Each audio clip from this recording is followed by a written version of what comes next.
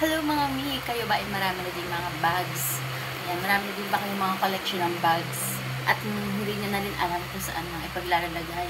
So, perfecto sa inyo guys. Mga mi, perfecto. Napakaganda. Dahil nga marami na rin akong, hindi naman sa karamihan, tama lang. Baka nga hindi pa ma-occupied to eh.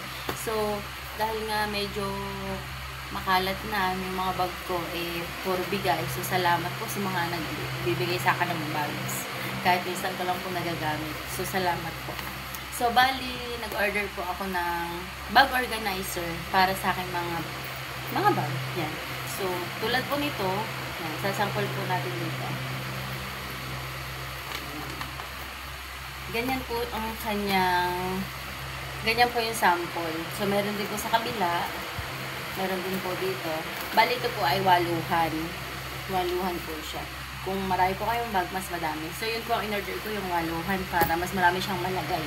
Then, available din po yung mga pang-animan.